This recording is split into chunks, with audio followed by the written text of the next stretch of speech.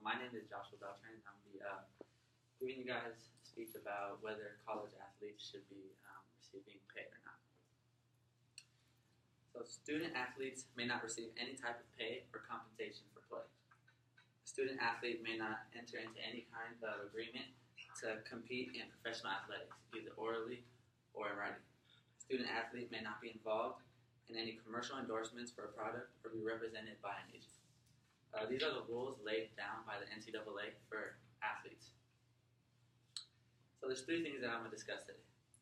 The first is just in general the NCAA and how much revenue they make off athletes and their rules that they have.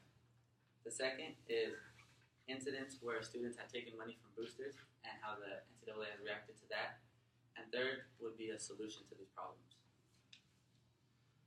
So in 2010, the NCAA signed a 14-year, $11 billion contract with CBS for the men's basketball tournament, March Madness, which I'm sure many of you have heard of. And according to the role of social context in shaping student athletes, tickets to a Division I men's basketball game alone brings an estimated $82.3 million to the NCAA a year. And that's just basketball. So you can think about sports like football, soccer, baseball, all these other sports that the NCAA makes money off of. And of all this money that the NCAA makes, none of it goes to its athletes. And as I listed before, the violations that the NCAA has, they seem very big picture situations, such as having an agent or accepting a lot of money for an endorsement deal.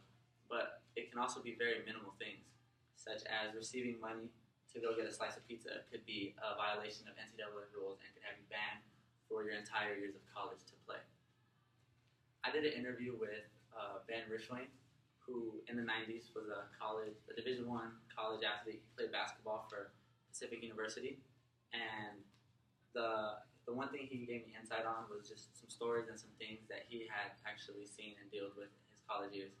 One of the more interesting stories was him being on a road trip with his basketball team, and the coach knowing that if he were to give money to his players, it'd be a violation of NCAA rules. So they're walking off the bus, and the coach said, "Well, guys, it's time to eat," and just dropped $20 on the floor.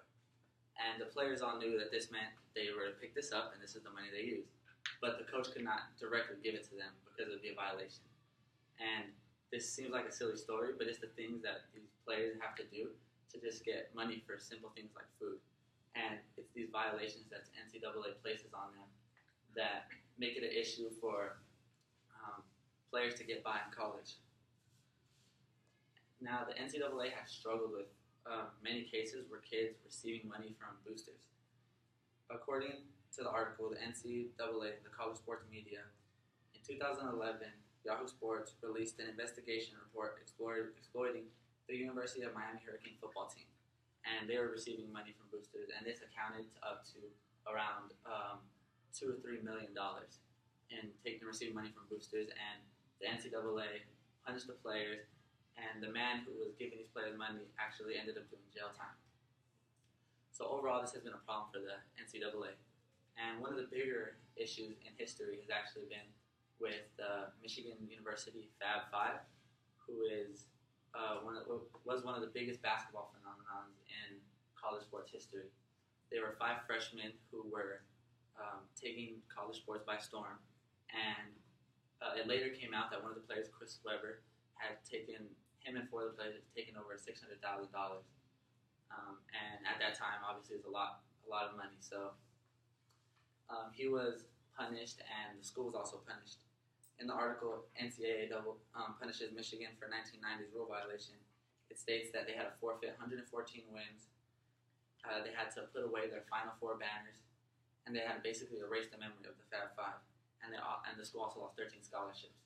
And as though this seems fair, in a documentary called Michigan Fab Five, one of the players who was part of the Fab Five, Jalen Rose, talked about how he struggled to get food and get by.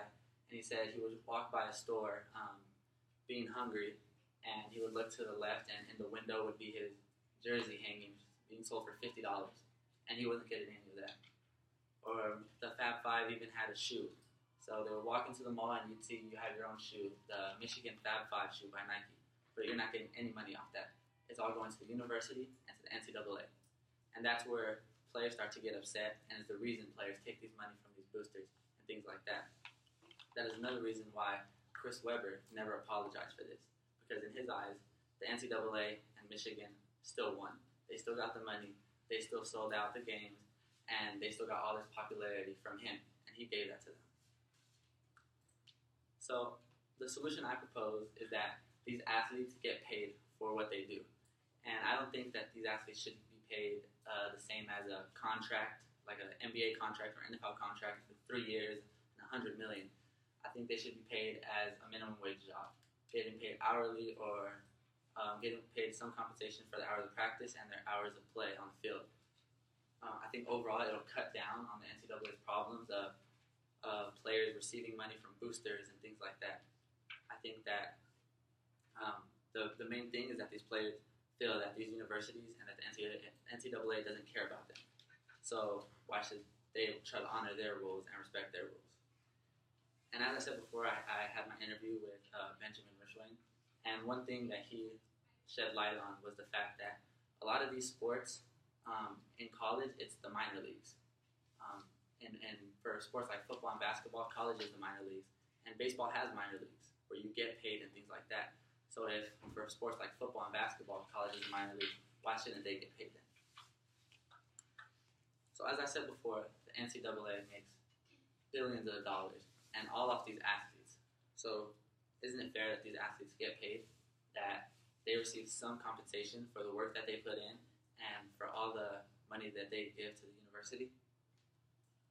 And I also believe that if they don't, the NCAA will continue to look bad, and that overall that it'll just give the NCAA a bad name, and people will continue to look at the NCAA with animosity, and that all these situations will